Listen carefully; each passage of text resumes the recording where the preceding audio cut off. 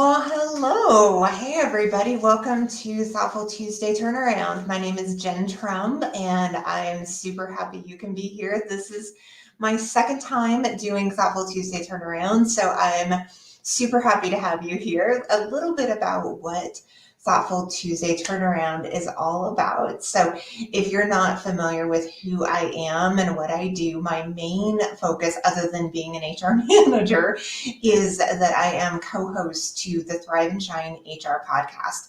Thrive and Shine HR is my passion project that we launched earlier this year, my good friend Catherine Fry and I. And part of what we do is go live each week as a live cast, but also as a podcast. So my goal for the Thoughtful Tuesday Turnaround is a couple of things. One is to come on each week. I know for myself, and I don't know for how many others out there, but I know for myself for sure, Tuesdays. How many out there could ever say Tuesdays are their best day, right? Tuesdays are usually for most of us the worst day, right? You kind of get bombarded with everything on Monday, and Tuesday is really where we feel like we're drowning over and over again. It's almost like a hamster wheel, right? So my goal was to try to interrupt our patterns, our normal with Tuesdays, and find some way for us to kind of right set ourselves with however we can bring a little bit of clarity and perspective. And most specifically, what I'm wanting to do with this particular broadcast is really to focus it on whatever topic we might have had for that week for the Thrive and Shine HR.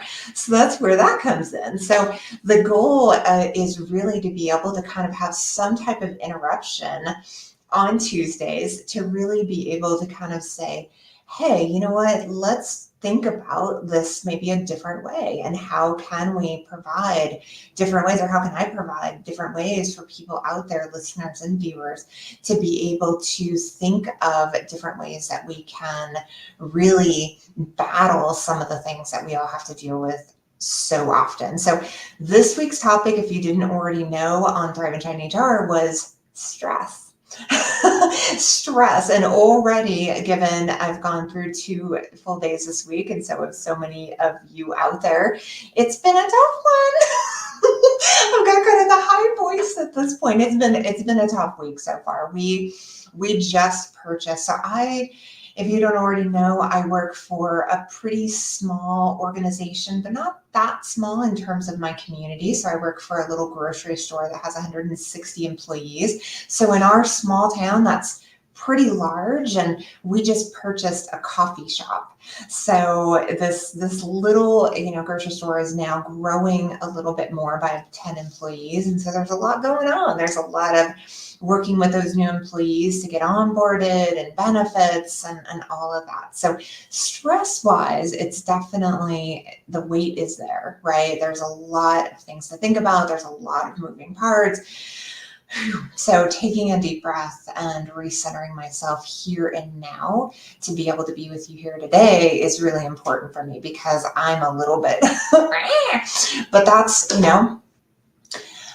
I think so many can relate to that, right? Like, how can we have those opportunities to help, kind of center us where, we really want to be. And that can be really tough, especially with like turbulence of, the craziness of what we can get hit with here in the HR field. So I think, it makes sense that, that's where I'm at, and probably so many out there. So when it comes to stress, one of the things that I really wanted to do is really a follow-up from the conversation yesterday, because Catherine and I, as we knew it was going to be, it was a lively and jam-packed hour with us. And, we barely scratched the surface, because stress is very, very real. It's impossible for us to not have a certain level of stress in our lives. There's a couple of TED Talks that, if you've never seen, when it comes to understanding the inevitability of stress, one of the ones that I think is so amazing is How to Make Stress Your Friend by Kelly McGonigal. So McGonigal. This TED Talk was so huge for me, because stress is something that in, our vernacular, for the most part, people really see stress as like this bad thing. Oh, I'm stressed. Are you stressed? We're so stressed, right? So stress as a word tends to have a negative connotation, negative weight attached to it. And in this TED Talk, it was so good because she really helped us be able to recognize, you know what, like not only is stress inevitable, right, but stress is something that you can anticipate sometimes. And if it's anticipatory, why not be able to be more proactive around how you can manage the different challenges that come along with stress, and understanding that it's very normal and natural, especially for our nervous system, when we're getting hit with things that are new, different, uncomfortable, right? These are all things that are going to trigger stress, the unknown. So how can we be more, I guess you could say, strategic around recognizing that this is the reality of the world we live in, regardless of if you're HR, you're in construction, you're in real estate, doesn't matter, right? We're in every area of our lives. There is stress, and there's also going to be stress that can be anticipated. So how do we start to like become, one, aware of this rather than it being something that feels like it's always coming at us, and instead just being very conscious of the fact that this is the reality of the life that we live, and how can we then just be super aware not only of that being a reality, of stress being a reality, but how do I become conscious to ensure that it's not, that it doesn't become something that becomes my regular pattern of behavior, right? Like, I think it's one thing to have stress that is, acute. It's you have an end in sight. You recognize a time frame with the load that you might be taking on, and it's a whole nother thing. I mean, there's so much science around like the long-term impact, but it's a whole nother thing when that stress is chronic and long-term. And so how do we become just super aware of our own personal stress, and what boxes does it flow in? And I think that conversation with Catherine yesterday was so, so good, because it really helped us all like recognize, one, that yeah, this stress is inevitable, but two, if we can become conscious around what kind of stress it really is, if it's short term, if it's acute, and if so, what does that look like? Or if it's chronic and long term, and if so, what does that look like, right? Because that's something that we have to acknowledge and be aware that we are taking that on willingly. And so this part of the conversation with Catherine and I yesterday, when we think about like what really stress is and what we are actively, knowingly taking on, right, the load that we take on within ourselves, without really then having an awareness around, okay, is this something that's short term, and if so, let's put some parameters around this, right? Let's put some, I don't want to say boundaries, but really at the end of the day, it's about like ensuring that what we are taking on is something that we have some clarity around, that there's, some kind of end in sight. Because when we, a lot of times, and I know as women, we can really, really relate to this. I mean, I think as part of like this people pleasing nature that we have, we don't really do that. I mean, I think for me, it's only been within the last couple of years where I was like, hey, wait a second. Hey, wait a second, like I should really be questioning this within myself, this taking on, the saying yes and committing to, without really being clear within myself what that means. What am I really signing up for? And how can I be intentional around providing some of those walls or boundaries around that? And that can be tough, I think, as a woman, as a person in general, to like set up that from the very beginning when we're taking on, that's something new. So I get it. I get that for many of us can be a tough thing. So anyway, kind of going back to that TED Talk I was talking about and how to make stress your friend, one of the things that she talks about in there is being able to communicate truthfully And honestly, because sometimes with stress, many times we're holding on, we're carrying this load, but we're not really being transparent and honest about what that really means. And so others will continue to they'll just load on and load on. And many times it's without an awareness whatsoever. And the more transparent we can be, I know that that's hard. I know that takes vulnerability. It takes some things that a lot of times many of us have a hard time of letting go of. But really, when it comes down to truly what's causing our stress and how we can start to move to being more aware and intentional of our stress, a lot of that is going to come down to how honest and open we're being with ourselves and how honest and open we're being with others. And that ownership piece is really a tough one for so many. And I know for Catherine, when we were talking about how much she helps her clients, both within HR and Power Hour, but also one-on-one and group coaching, that's a huge thing, right? It's like getting up that confidence and that willingness within ourselves to actually speak that truth, to speak that honestly about the weight that we're carrying, because a lot of times we don't want to look weak. We don't want to look vulnerable. We don't want to seem like we don't have control or we don't have, the ability to do everything that we need to do. So there's a lot of reasons, I think, for a lot of us that we're not being as open as we can be when it comes to our stress and when it comes to our workloads. And that, in my perspective and in Catherine's perspective, is a mistake. And I get it. And I get, that hesitation, and I get the why that's so hard for so many.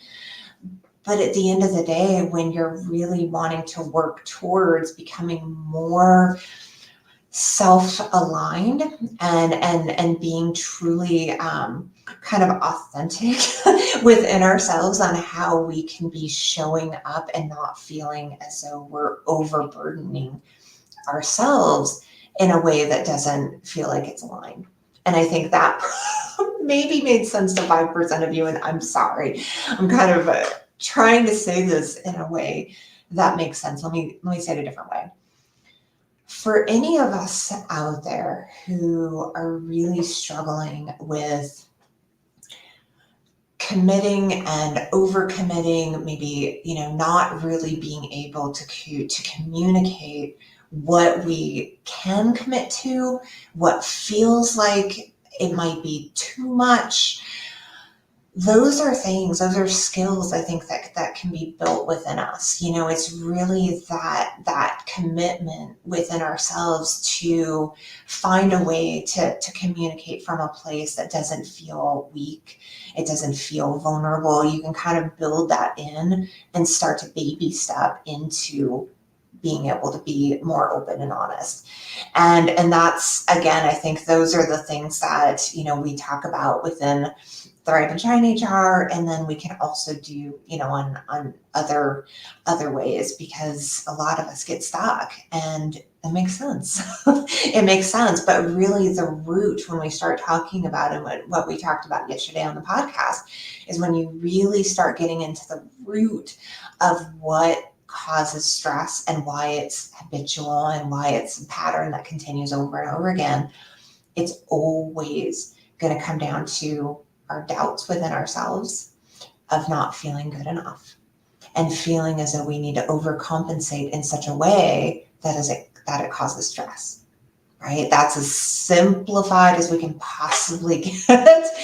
And yet, it's only part of the story, right? Because the why behind it can be so complicated. We all have our different stories, and we all have so many different things that are attached to expectations that we have and trying to meet those expectations.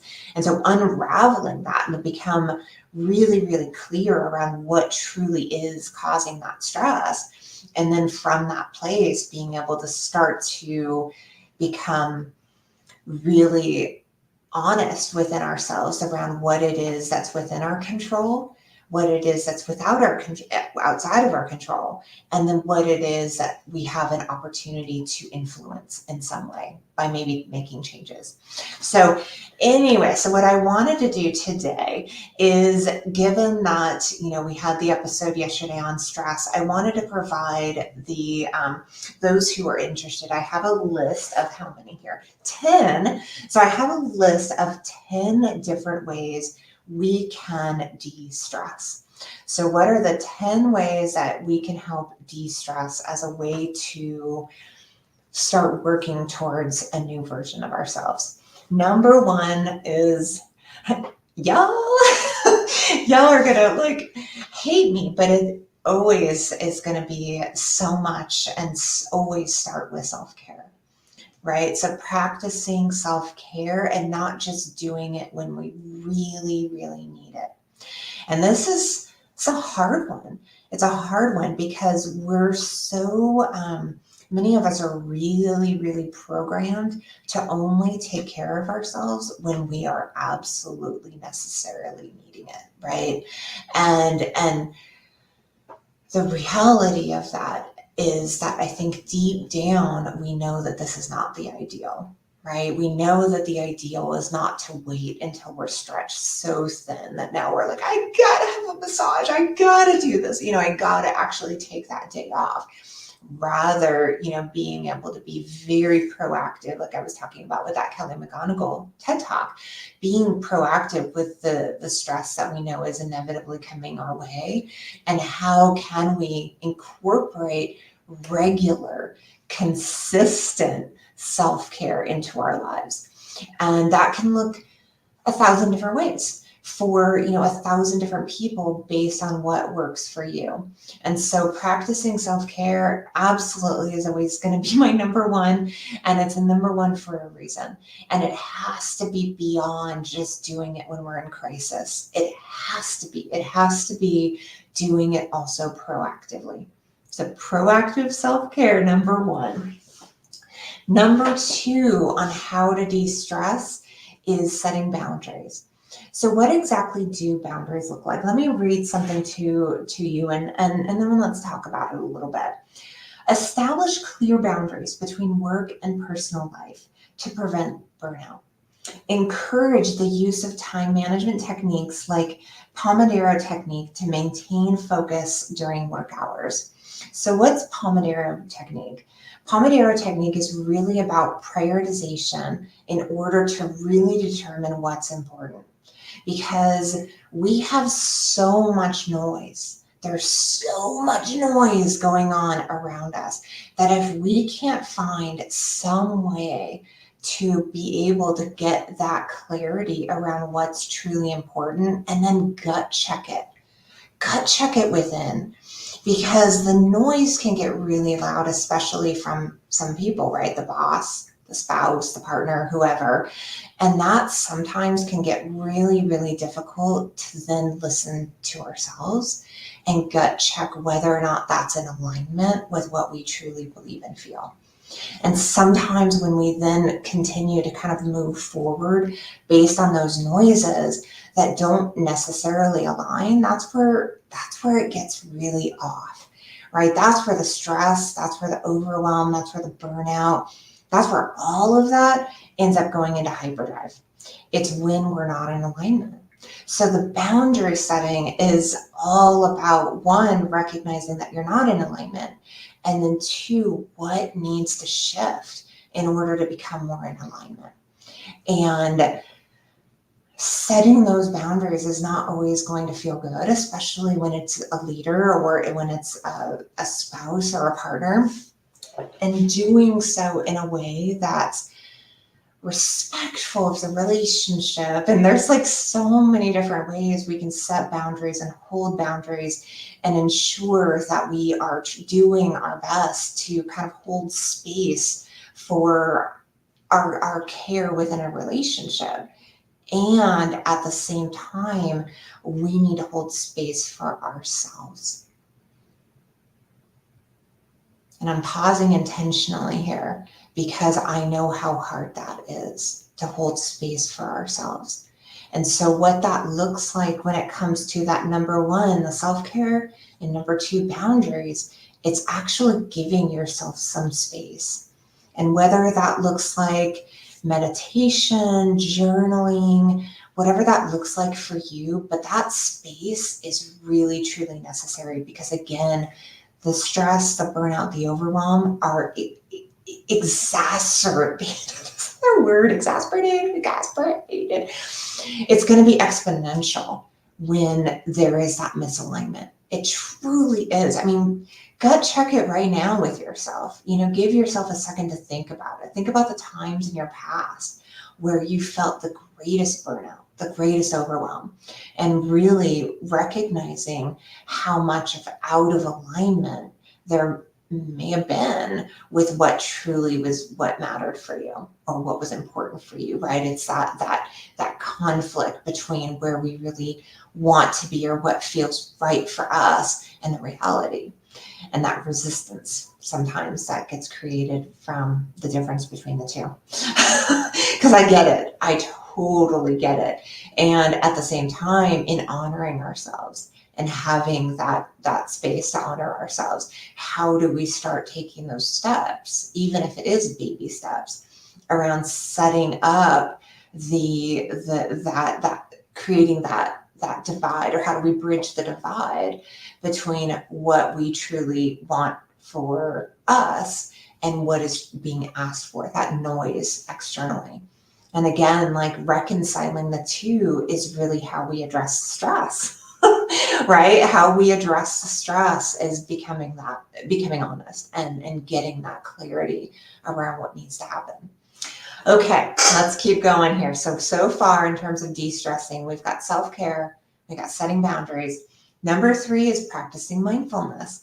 So mindfulness is something that I find so interesting. Jay Shetty talks about this on his Calm app and in his podcast. There's such an interesting misconception around what mindfulness is, right? Mindfulness doesn't need to be meditation. It can be.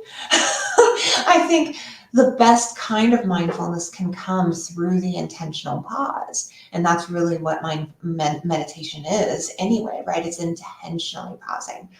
But mindfulness can really come anytime. It can come right here, right now, by you recognizing that you are in this present moment with me right here, right now. That's mindfulness, right? And I think so often we can have these opportunities to practice mindfulness at the start of a meeting. A lot of times for me, one thing that I do, here's a little hack. One of the things that I do is when I know that I'm going to be starting a meeting, I'm going to be going to a meeting, that is my cue for me to practice mindfulness, to really say, okay, the meeting starts at 2:00 today. So right at 2:00, I am going to make sure I'm grounded wherever I'm standing or sitting, and I'm going to get present right here, right now, in this moment. So then that way I can be fully present for this conversation. And it has been such a massive improvement for me in terms of how I show up in my conversations. And really all it was, honestly, is like this intention within myself to make sure that I'm grounding myself in the present moment at the beginning of a meeting. It takes like 5 seconds, but what it does with me in terms of like being present is quite a cool thing. It really is. So I encourage you to try that hack, to say, all right, what would it take for me if I'm going to be, going into this next meeting at 3:00, 4:00, whatever, what would it take for me just to start kind of practicing, that present moment groundedness right at the beginning of that next conversation you have.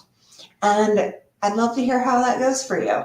I really would. I would love to hear how that feels in terms of kind of just checking in with yourself whenever you're about to start that next conversation. All right, number 4, encourage open communication. I talked about that like right at the beginning before we started on the list.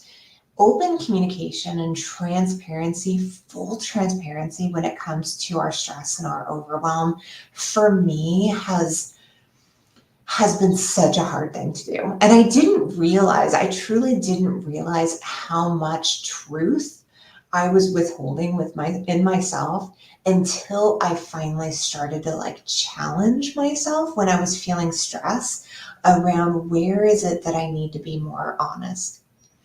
In what part of my life do I need to be more truthful? And it was really fascinating when that happened. And I realized those people in my life and those relationships that I wasn't actually having some conversations. And that stress and that buildup and all of that is just going to like create all of this drama because it's not resolved. That open communication that I then forced myself, I basically sucker punched myself and I said, hey, you know what? You can't keep making excuses around this shit, right? You know, when you've got that buildup of stress and anxiety going on, if you're not being fully and honest and truthful with someone in your life, now is an opportunity. Now is an opportunity to level up. And if I'm unwilling to level up, why, right? What's holding me back? And so I've been able to recently actually discover some interesting things about myself when I have to force myself to answer that question. Like, what's keeping me from being fully transparent with this individual right now in my life? Woo! Talk about like getting to the root cause sometimes of our, not sometimes, talk about getting to the root cause of our insecurities, our doubts, our worries, our sense, of not feeling good enough. Talk about getting right to the heart of it. When you start asking yourself what's holding you back from having that honest conversation, there you go. That's good. There's the open door. And sometimes it might take a few probing questions like, well, why? What's really going on? Because I think a lot of times we're so quick to not want to go there, but we need to, and I know I need to for myself. So I think for many of us out there, I think there's a call to action here around really starting to probe and continue to ask those questions. Well, why? Why do I feel like I can't be honest and open with this person? Well, why? What is it I'm so afraid of? What's the worst that could happen?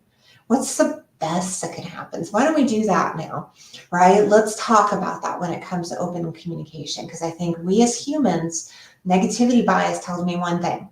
It tells me 9 times out of 10, when we're confronted with a difficult conversation with another individual, 9 times out of 10, we're going to first think of all the things that could go wrong, right?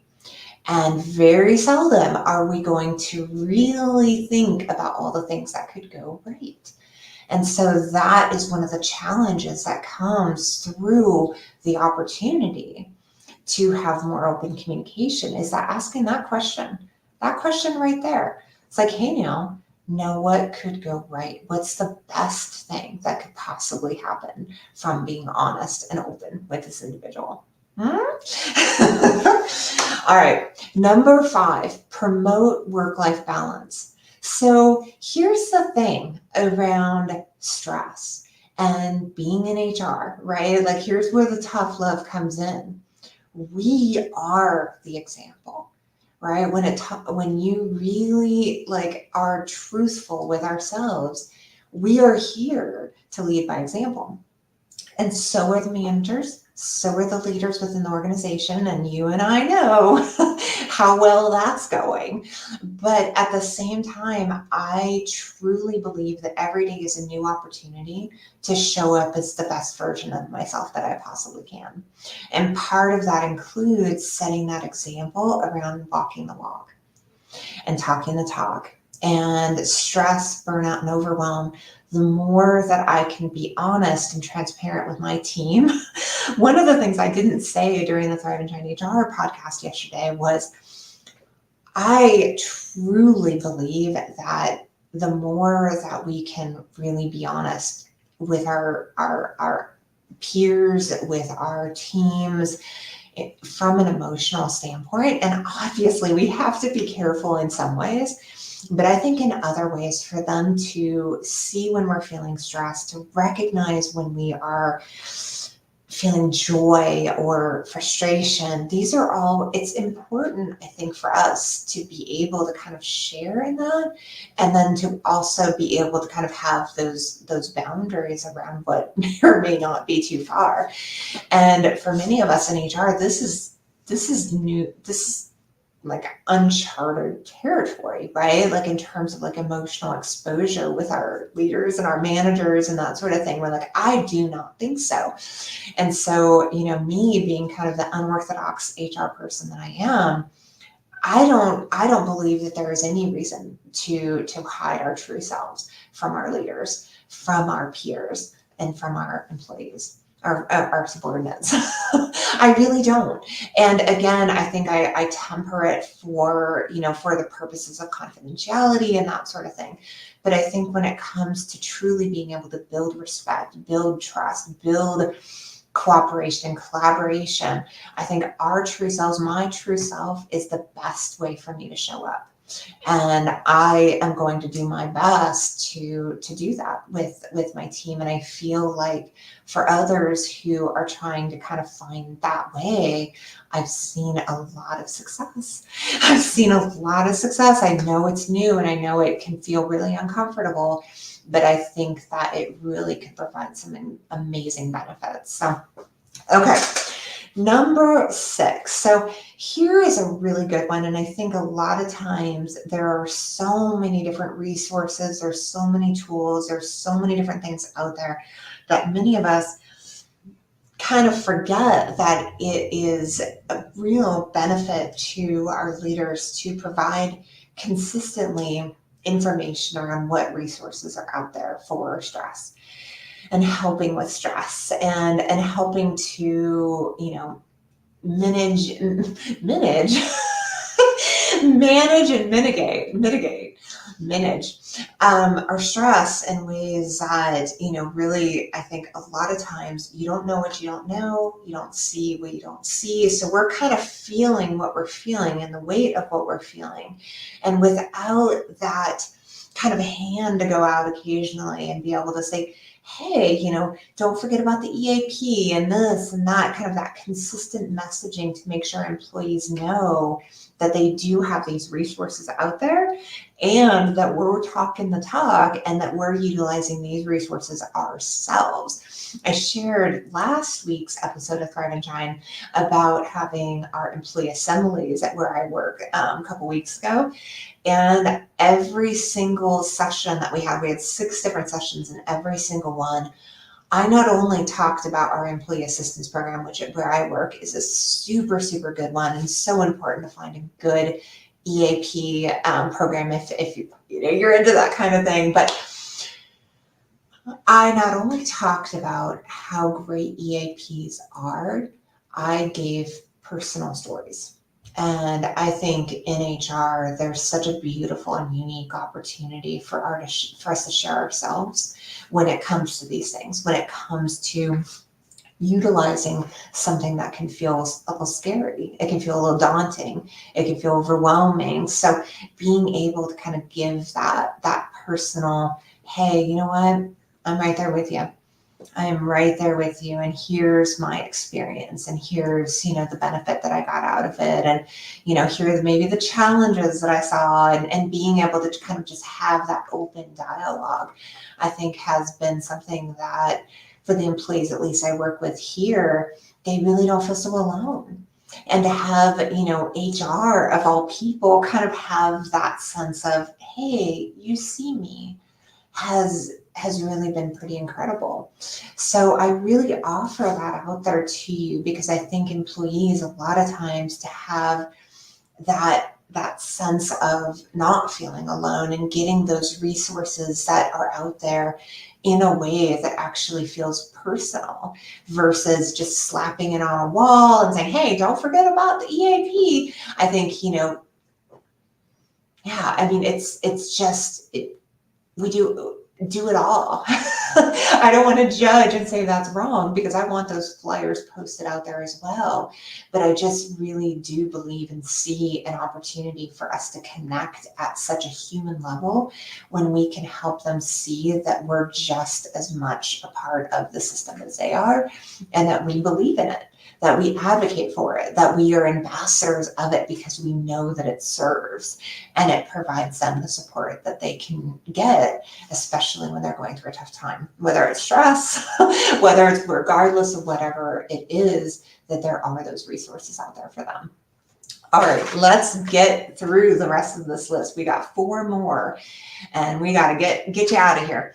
All right, encourage social support. So encouraging social support is something that that's kind of my next phase in my current HR role, is to find more ways to get people connected within one another. So I want to look at creating like an event type engagement committee. I know a lot of organizations have things like that. So how can you, within HR, provide resources and support? I know a lot of organizations have peer groups. So, like stress peer groups that, employees can come on together and have, that dialogue within one another, and they can share ideas. So there's so many different ideas out there and different ways you can do it, right? You can slice and dice it based on what really feels right for the culture of the organization you work for. But it's really about like engaging with the employee base and understanding how we can best serve them, and then trying to meet that need as best as we can given the resources that we have and budgetary constraints and all of that. But it's like continuing to lean in, ask the questions, and really have that feedback, and then being very transparent about what we can do, what we can't do, what that time frame would look like, all of those types of things, right? So employees know that we're doing the best that we can. All right, number 8, implement time management tools. So I think there's a great opportunity in organizations to help leaders really set them up for success. I mean, how many of us out there on the HR side struggle with time management? And how often does it help us when we are given different resources to help us feel like we can do the things that we need to do, right?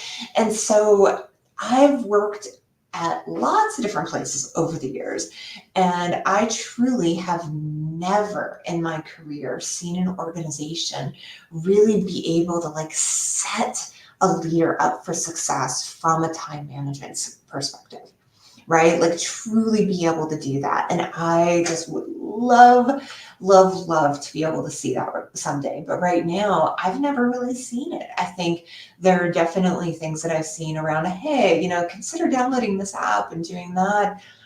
But really from an organizational standpoint of here are the tools, here is the structure that can help you stay organized given, the organizational structure that we have.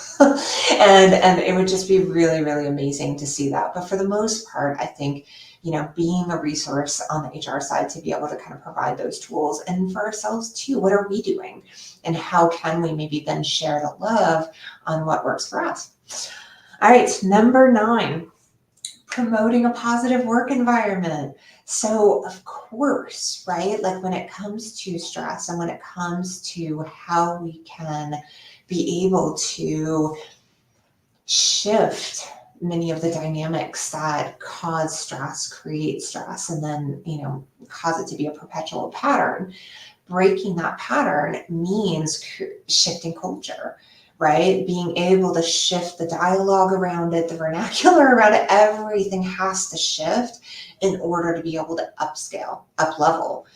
And that's an interesting thing, right? Like when you think about making changes at an organizational level, a lot of times it's one thing, not a lot of times, like it's pretty much always, it's one thing to create the policy, slap it out, put it out there. It's a whole nother thing when you talk about like changing the cultural dynamics that is the underbelly of what goes into it. And when we talk about like the culture around stress and what's acceptable and not acceptable. It's a tough one, right? I think, when you look at top down and leading by example and what you see the leaders around you doing, and then what it is that you feel called to want to do for yourself, right? Like it's a cluster, and I don't have like the silver bullet on this one, because every single organization is different. Every leadership structure is going to be different, and really how you get that buy-in at the employee level is going to be 100% dependent on where it sits at that top level. And if at that top level it's disjointed and disconnected from what is being experienced at the employee level, then you're never going to be it's going to be out of alignment. And what I mean by that, if you have the leaders at the top level and they are spouting off about how they want people to take care of themselves and and not get stressed, but yet they're emailing and texting at 11 a.m. and then again at 6:30 a.m. You got a problem. You've got problems in terms of what's being said versus what's being done. And that walking the walk misalignment is really then where I think it's so often leaders in particular, and HR leaders very often will get burnt out.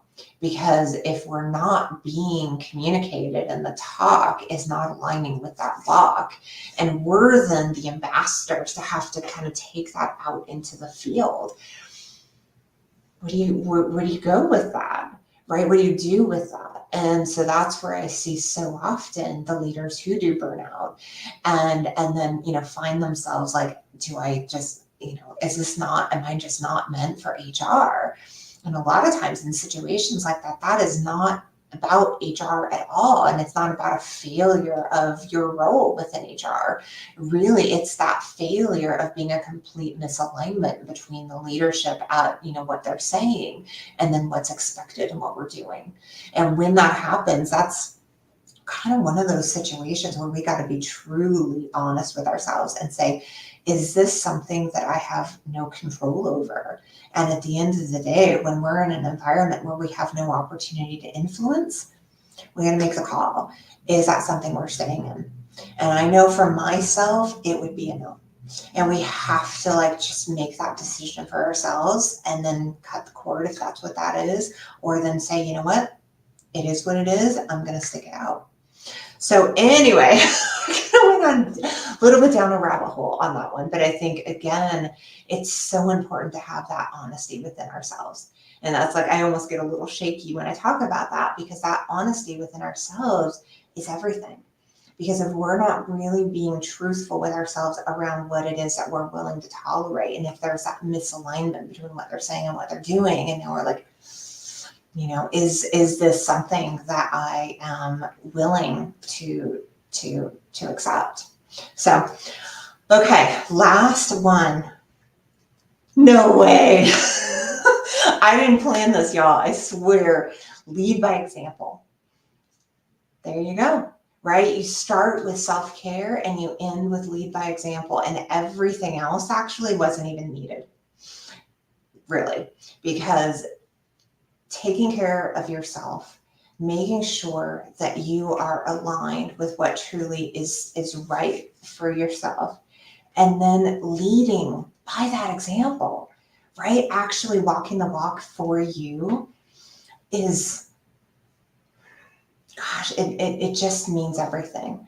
So let me read what it says. It says, as HR professionals, we must demonstrate healthy stress management behaviors and encourage others to follow suit. We must do it. And yet so often we're not. And I understand it. I totally understand it. So at what point do we break that cycle and say, hey, if I'm really truly being honest with myself, I am not leading by example. I'm a bit of a shit show. That's okay. That's okay. You got to have day one when it comes to just being honest about what the reality is. And then you can go from there. But if we're not being honest with the truth of that, then that's where it gets all funky over and over again, just funkiness. So role modeling self-care practices and prioritizing our well-being will inspire others to do the same. It will. And so the more that we like self-check within ourselves and really recognize that and own that, the more it's going to shift so much within others. And again, that may then be a true gut check around whether or not that includes moving on because of that misalignment at the top that you don't have control over. Again, like, without that control over it, and, if it's something that does truly matter to you to lead by example around taking care of ourselves and making sure others are doing the same as best they can, then, it's a matter of then really figuring out where to go from here. All right, so I think by incorporating things like this, these strategies, what works for you, take what works, leave what doesn't. But incorporating strategies like this is really the first step in managing stress and working past the stress that then becomes so habitually a part of our lives. So with that, I am signing off for my second Thoughtful Tuesday turnaround. I hope that gave you some good ideas, some good thoughts, some good tidbits to be able to take with you. And yeah, share with me what works, what doesn't work, and let's get the conversation continuing. Let's really work together on how we can step up, rise up, and really be able to come from a place of authenticity. So stress is something that we can be honest about and be able to be intentional about moving away from as best as we can as we move towards our future. So thank you so much for joining me today, and I hope you have an amazing rest of your day. See you later.